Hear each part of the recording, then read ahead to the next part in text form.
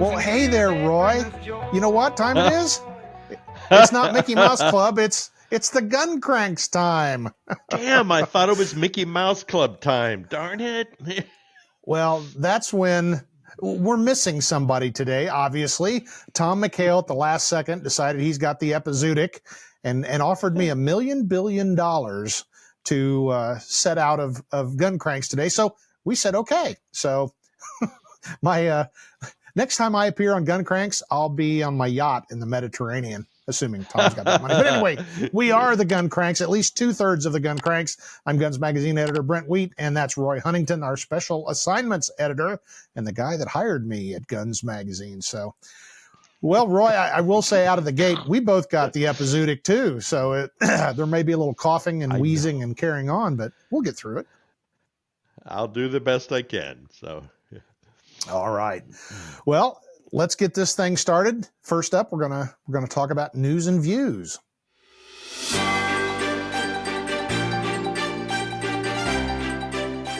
Okay, news and views. One of our leadoff segment, one of my favorites. And you want to go first, Roy, or you want me to? Why don't you go first? Because I have a feeling we'll go long because we always we probably will. Because this is it's news, but it's more just one of those trend things. And I've been wanting to talk about this for a couple of weeks, but I just literally today assigned you, Roy, a story about a new AR that is coming out. We can't say it's still what they call embargoed. We can't say who or what it is, but a major company's coming out with their version of the AR-15 M16 A2 platform. And I thought that was interesting because I've been talking to folks ever since like NASGW back in October and then SHOT Show, all of our trade shows, that the retro A2 style AR rifles are really making a comeback. And now a major player in the business is coming out with one, and we're going to be reviewing it at Guns Magazine. And I just think it's a fascinating concept because let's say 3 years ago, you couldn't pay people to carry an A2 pattern rifle. So it's a good idea, Roy, but it's suddenly coming back. What do you think? You know, I am so tired, and please forgive me, potential advertisers, of flat top AR-15s with lights and lasers and red dot sights and all that other kind of stuff. And, you know, in my aged eyes, seeing that great tall front sight, you know, on an AR and stuff like that, it just, I don't know, it was the good old days. Yeah. Well, and I've told the story before. My first issued patrol rifle was an A2. It was through what they call the DRMO program, where the military gave them to us after they took the pew pew pew switch off. But I carried it, and you know, going to classes, I got to admit, I felt, you know, I was a second class citizen because everybody else was carrying the new M4s, and you know, I had my old carry handle, and I had that kind of I guess you could call it an abortion of a scope mount on top, the cantilever mount and all that. And I just felt, I know. That was a kludged up deal. That part of the A2, I'm not a big fan, but not, you know, one of the reasons that folks really like the A2 and that they're rediscovering is, it's like shooting a rifle. It's a lot more like a rifle as opposed to, say, a carbine. So I find the whole thing actually amusing. You know, I've always been the guy to say, just pick a gun and use it well. Go ahead. Well, I had one of the early guns. Yeah, I had one of the early guns in the early 70s. I had one. I paid the amazing $275 for it, wow, which was a huge amount of money in those days. Oh yeah, that was a huge amount of money. But I took it jackrabbit hunting and everything else, and I felt like I had a real rifle. It was a really, I mean, it was good. I agree with you about that abomination of a scope mount, but it was never intended to have a scope. Right. So when you get this new gun from this company, please do not put a scope on it. Just take it, use it the way it was intended, and enjoy what it was like in the old. I equate it to shooting an M1 Garand. You know? Yes. It's like you want to experience the way it was. I mean, if you were some 18-year-old kid in Vietnam in 1968, well, here you go. Yeah. I mean, you're going to be able to kind of, yeah, you're going to be able to kind of relive that kind of stuff. But I think I'm going to break out my Garand and my M1 carbine, and I'm going to be thinking and talking about that when I write this gun up, I think. That makes a lot of sense.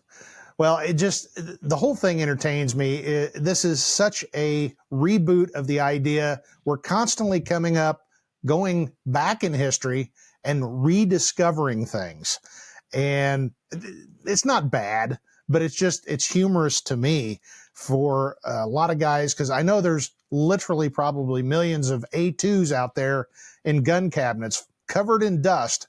And suddenly guys are going to be going, well, hey, I've got one of those. So old is new, old, worn out concepts are suddenly hot. It's pretty entertaining because we're always looking for the latest and greatest, and sometimes it's the old stuff. So I guess I like that idea. Well, and there's, I think, there's something else here, which is if you have an original Garand, that always is better than a reproduction, you Mm-hmm. know? And so even though we have these new, A2 early models, if you have an original one, like you say, dust it off.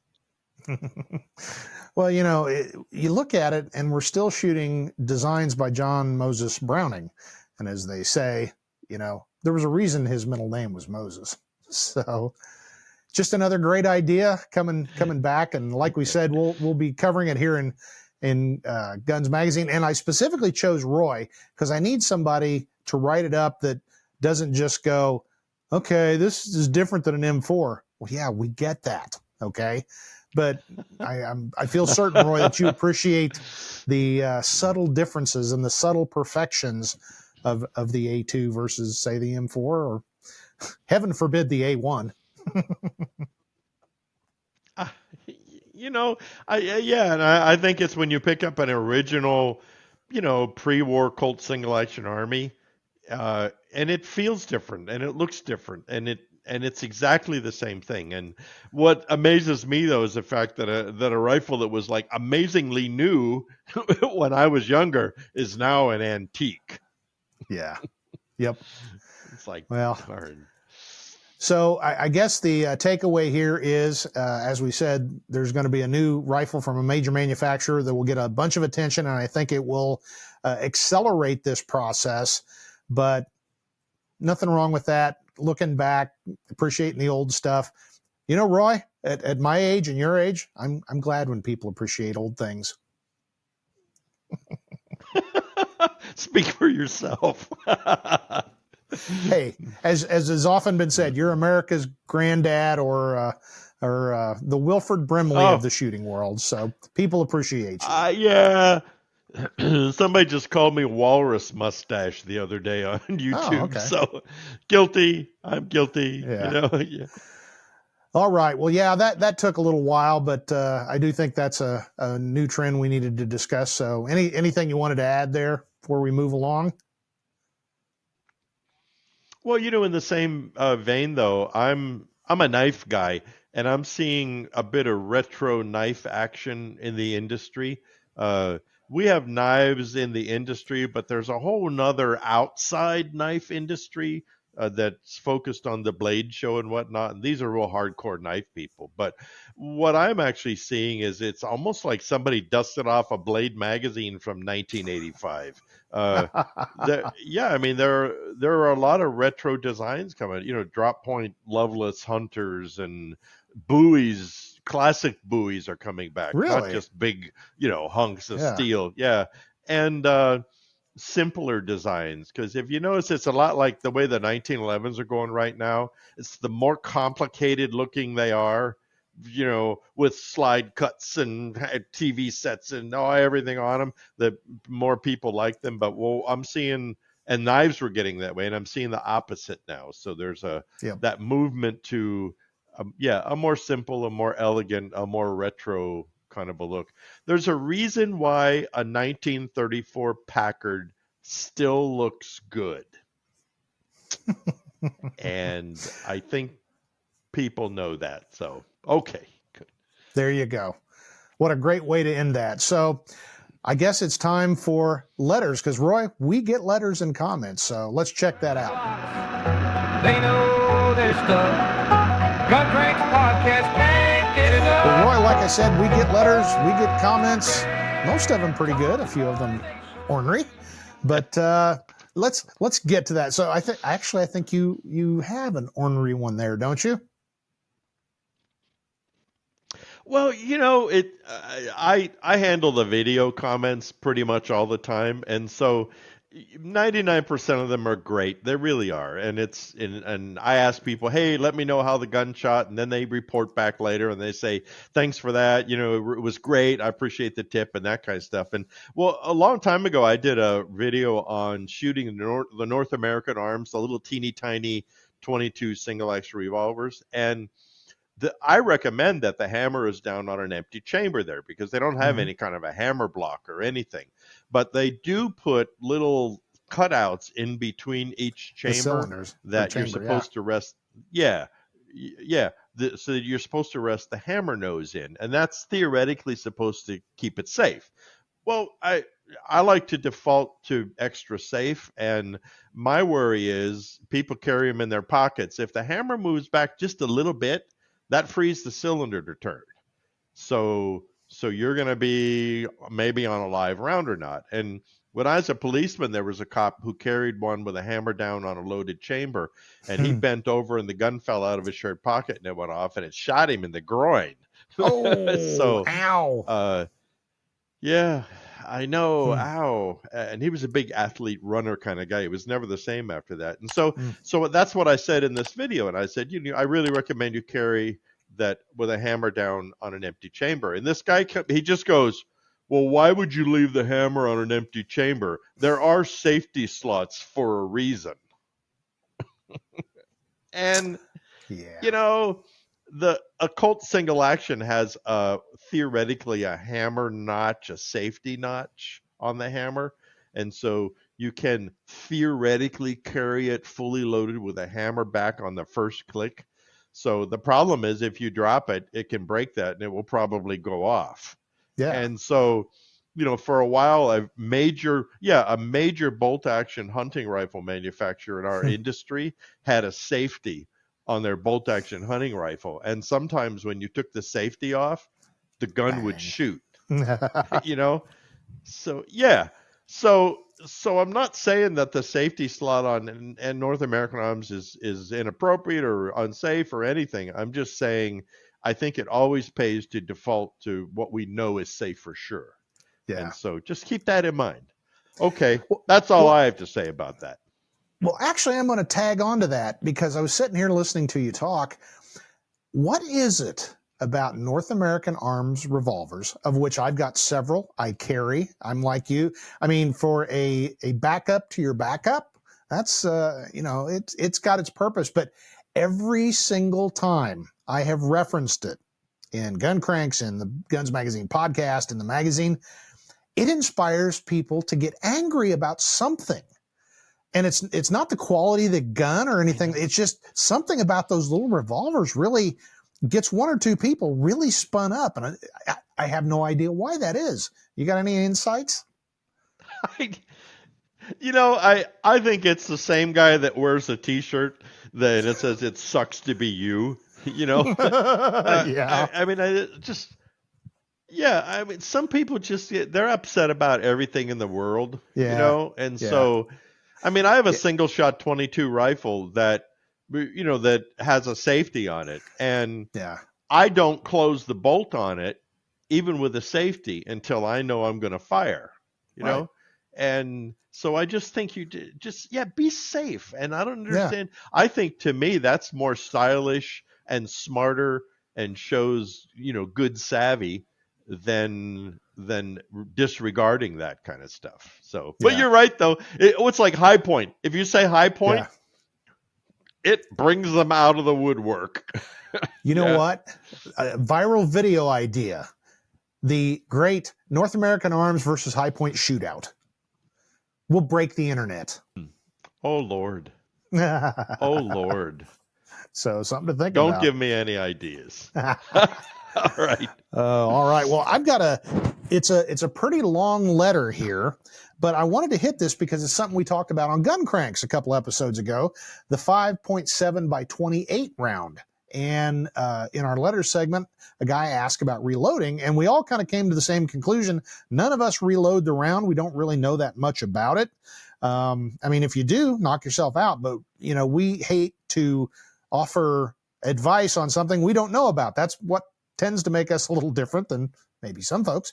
But since we didn't really know, we all kind of agreed, we just buy factory ammo. So this guy, Steve Waterman, he wrote me a nice letter that talked about the 5.7 by 28. So it's kind of long, but it's got a lot of good stuff. Hey guys, not sure if I'm the first to send you a note regarding the letter from James Cox discussing the 5.7 by 28 in the May 24 issue. Excuse me. Just to add my 2 cents worth of experience, however, here goes. The 5.7 does have a coating on the brass case. It's thin and isn't obvious unless you really look for it. It makes it necessary to change some reloading mechanics, however. The case cannot be tumbled and is best cleaned by using hot water detergent and agitation.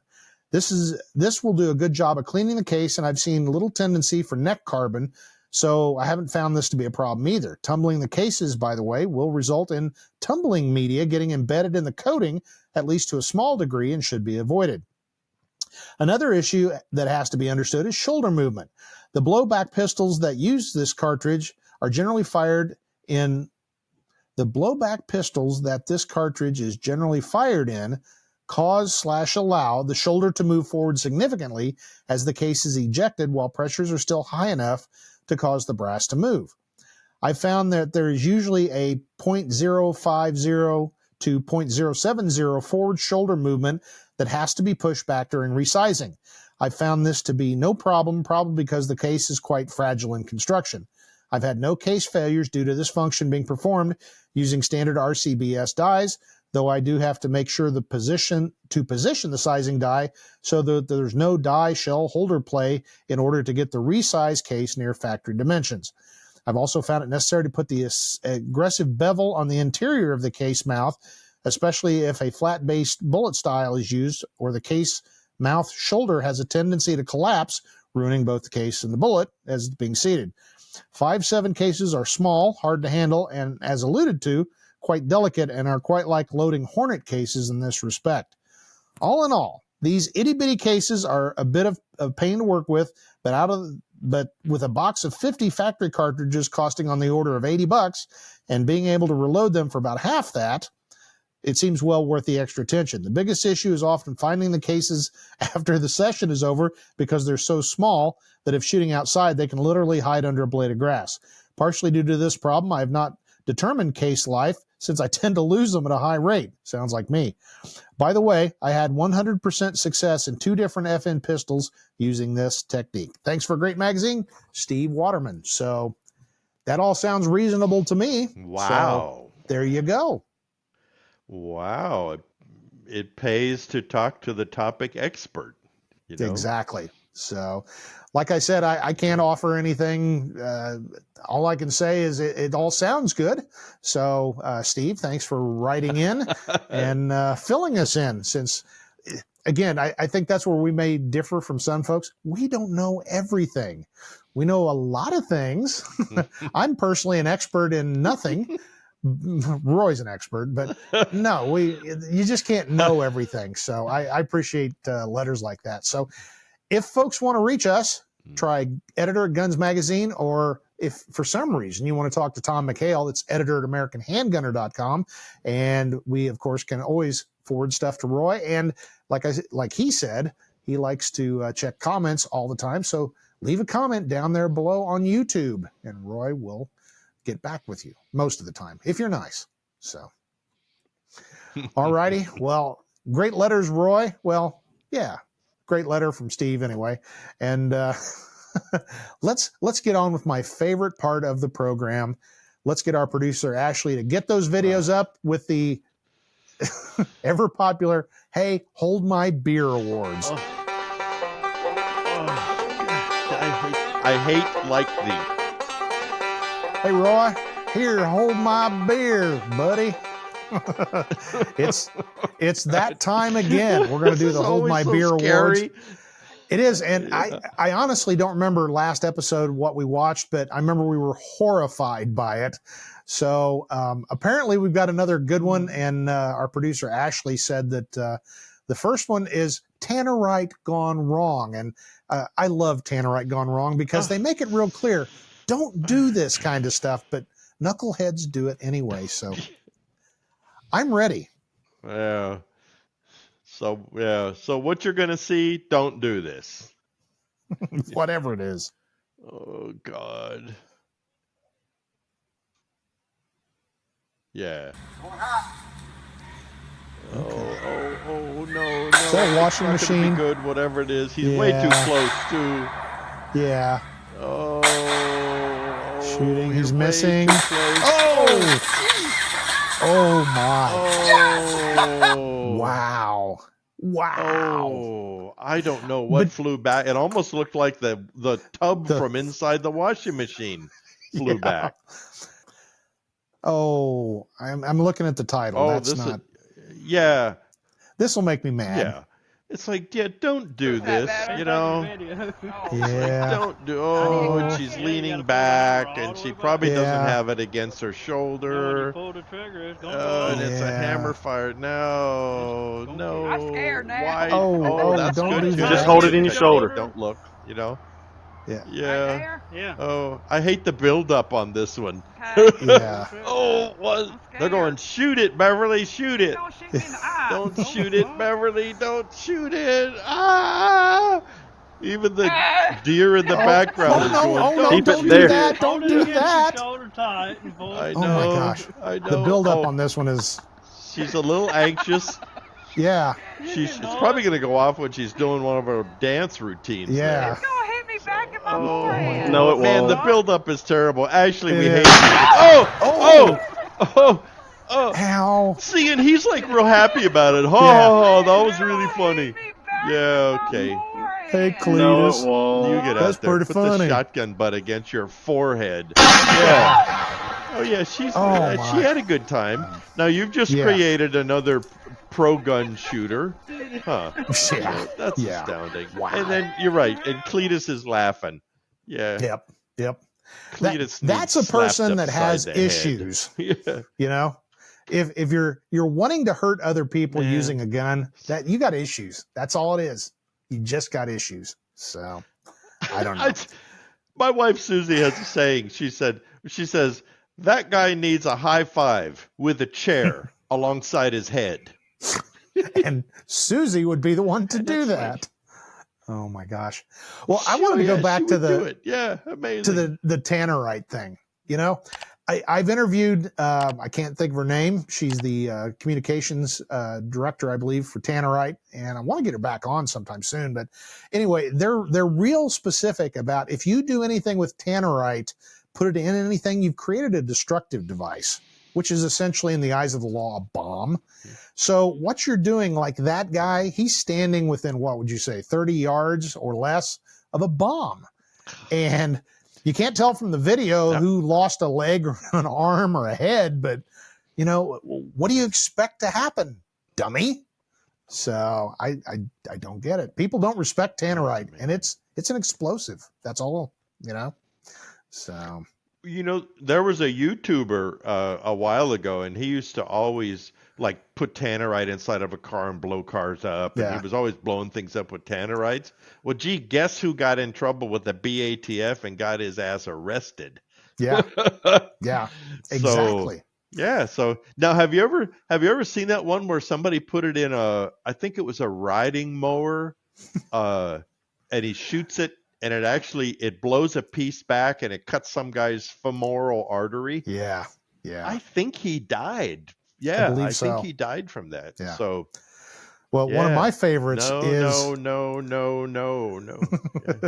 There's I think it's a black guy, if I remember correctly, and he's shooting, and it's same thing. I think it's a refrigerator, and it lacerates his forehead pretty good, but generally that's not going to kill you. But he's just screaming, I'm bleeding, and it's like, yeah, you are, knucklehead.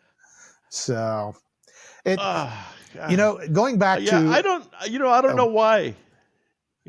yeah, Go ahead. Yeah, I'm done. I was going to say, my military friends, those fragments that come back, they call those hunter-killer fragments because that's what they're doing. They're hunting to kill you. And I go back to, I was never a bomb tech, but I went to a number of trainings involving explosives and improvised explosives. And I remember I was at New Mexico Tech where they teach that stuff. And one of the first things the guy said was, you understand, and they show all these videos of guys peeking out from behind corners when stuff's getting ready to go off. And they said, if you can see it, it can see you, and it will come back faster than you can react. And I've always thought about that because, we've seen it as cops. There's a bomb threat or a gas leak, and you got like 10 guys peering out from behind the corner of a building. And it's like, if it comes back and just happens to be right where you're standing, it's going to be pink mist. And then the corollary to that is what they call the caterpillar effect, where, okay, something happens, a piece goes shooting past you, and even though it's gone, everybody's panicking now, and it's like the Five Stooges all tripping over each other trying to get out of the way. And the thing is 1,000 yards past them, but it's pretty comical. So don't do that with tannerite, people. Yeah, and I don't know, I can't remember the specifics, but I've seen demonstrations of det cord. We've seen det cord that they use to ignite explosives, and they use it as an explosive sometimes. But right. I mean, it's like 50,000 feet a second. That's right. I mean, it goes like you say. I mean, it's like a laser. Like if somebody points a laser at you and turns it on, duck. Yeah. Right? I remember you're not going to be able to duck. So there was a YouTube video, and it was over in the sandbox someplace during, I believe, the Iraq War, and they were blowing up like an ammo dump or something, and it was like a mile away. So you see a kabloomo, huge plume of smoke, and then like 2 seconds later, like a rock this big goes whoosh, right past the guy. And it didn't hit anything, but it looks to me like they're a safe distance, like a mile away, and still this basketball-sized rock would have taken the guy's head clean off if it had hit him.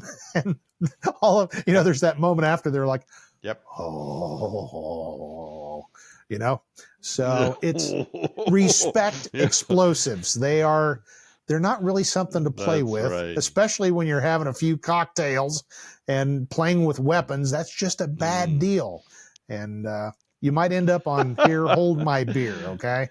So you think we've beaten that one to death yet? Because next week there'll be more videos of knuckleheads doing that stuff. So I will add one more thing. They're never ending. Never ending. Yeah. Have you ever seen them take out a beaver dam with tannerite? Not saying I approve of it, and I'm not even sure it's legal. Yes. Having said that, yes, it's pretty spectacular. As long as you're a safe distance away. So, oh well. Okay, well, Roy, I think we can put a code on this thing. The gun cranks minus Tom McHale, who is expectorating into a Kleenex somewhere. I assume it is in his bedroom. But no, we miss Tom. He'll hopefully be back with us next episode. So make sure you stop by, check out gunsmagazine.com or AmericanHandgunner.com or AmericanCop.com. You can sign up for our newsletters. You can get all the great news, views, and even the gun cranks delivered to your email inbox, I think every day of the week if you choose that. So, and we're not selling your name to mail enhancement products, at least not that I know of. So check out gunsmagazine.com, AmericanHandgunner.com, and AmericanCop.com. Well, Roy, that's about it. You got any parting words of wisdom? We covered a lot of ground here today. I am plumb out of wisdom today. Well, I get that. It's been crazy here. Just talking to everybody. Just it's spring. I guess the world is reinventing itself. So, well, hopefully everybody get out there, enjoy. It's going to be great here today, and I think even up in Idaho, it may get above -5. So. I think spring has sprung here in the United States. So, well, anyway, it's been another great episode of Gun Cranks, the the 2-person version, and here in another few weeks we'll bring you hopefully the 3-person version. So anyway, on behalf of the absent Tom McHale and Roy Huntington, I'm Guns Magazine editor Brent Wheat, reminding you to get out there, get shooting, and do it safely, and keep watching the Gun Cranks. Brent Weed and his buddies Tom and Roy, talking guns and gear, they bring us joy.